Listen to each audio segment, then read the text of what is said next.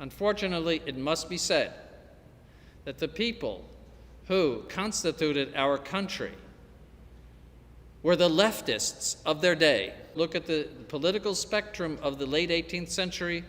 They were the leftists. And we are paying the price for that today, and I'll show you how.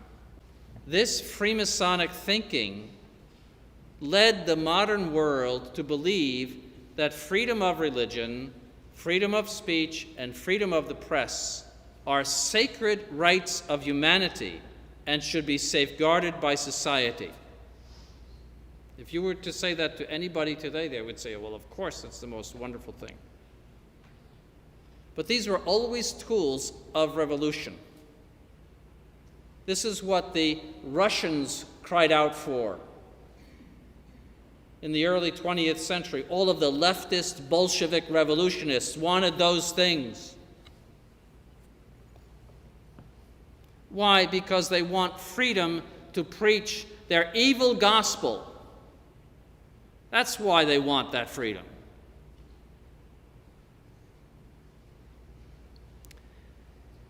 Why are these things wrong? They are wrong for this reason: that free will is made for God. Everything that God made, he made for himself. He's God.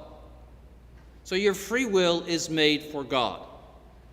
Free will has the job of choosing the means to a fixed end. So let's say you want to drive to Atlanta. You can choose various means to get to Atlanta, various roads.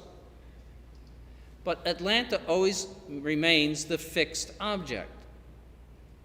Even if there were only one road, the fact that you elect to take that road is an exercise of your freedom. That's the object of freedom, to take the means to a good end, to elect the means to a good end. Animals are not free because when they see food or they see some object of delight, they are necessarily bound to use it. But we are not bound. We have freedom of choice in that sense. But we do not have freedom of choice with regard to the end. The end is fixed by the eternal law of God, the natural law, and the revealed law of God. Those things are set down and revealed. So we have no freedom of choice concerning those things. Liberalism, on the other hand, extols the use of our freedom of choice as the ultimate good of man. That's why there is a Statue of Liberty, by the way, built by Freemasons and anointed by Freemasons, dedicated with corn oil, as they use. That is why there is a Statue of Liberty, because liberty is the greatest good of man. It cannot be the greatest good. Why? Because liberty has an object. And if it is ordered to something else, that something else is a greater good than it.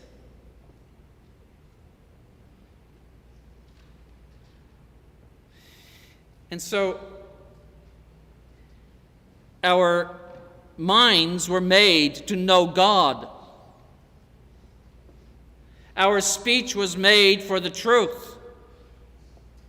And our hands are made to write the truth. We do not have freedom of choice with regard to what we think, or what religion we shall choose, or what we shall say, or what we shall write. We don't have those freedoms. We don't have the right to think evil or false things. That's against God's law. What did our Lord say to Pilate? For this came I into the world, and for this was I born, to witness unto the truth.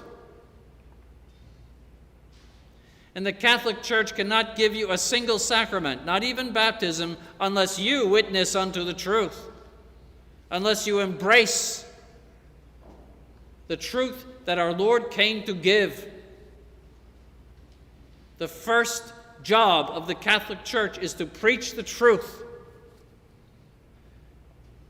And the mind must adhere to the truth. So there is no freedom of conscience. There is the obligation of adhering to the truth in your mind. And there is the obligation of adhering to the true religion revealed by God, by our Lord Jesus Christ.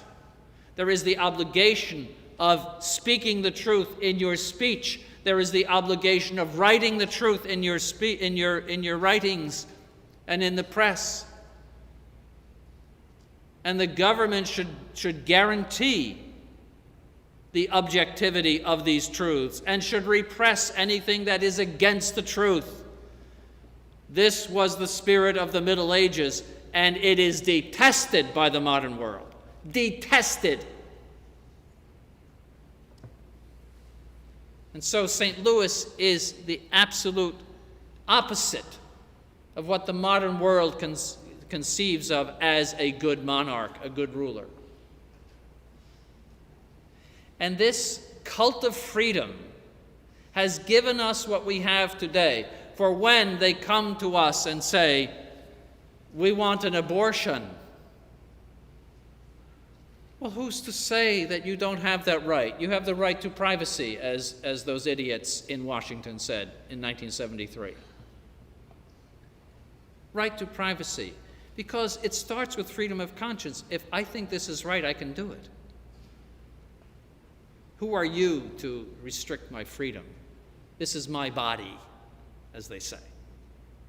60 million babies since 1973. 60 million babies in this country alone.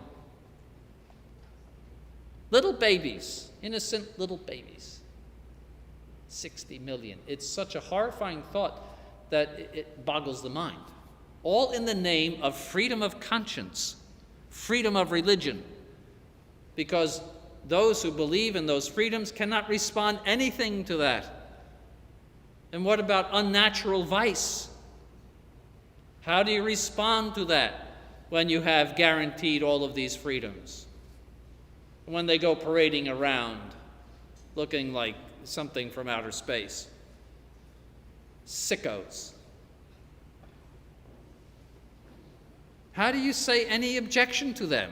Natural law? Freedom of conscience. Does the government guarantee natural law? No. Do you see what these things have unleashed? Somebody said on MSNBC yesterday that to believe in only two genders is incendiary. Do you see what is building? This leftism, this communism, this socialism, what is building like a volcano, ready to explode. More and more. All in the name of these freedoms. And the press has become activists for leftism.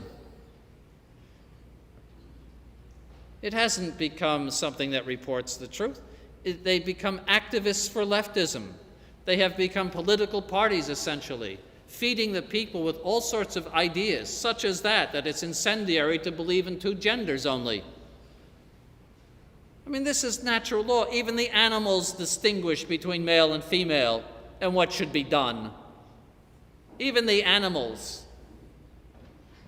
And we can say nothing because of these wicked freedoms that have been given to us by unbelievers and Freemasons in the 18th century. And they are bearing their fruit, just as St. Louis lived in the time of the bearing of the fruit of the great civilization of Christianity. So we are living in the time of the flowering, so to speak, a stinking flower of all of these horrid ideas of the 18th century.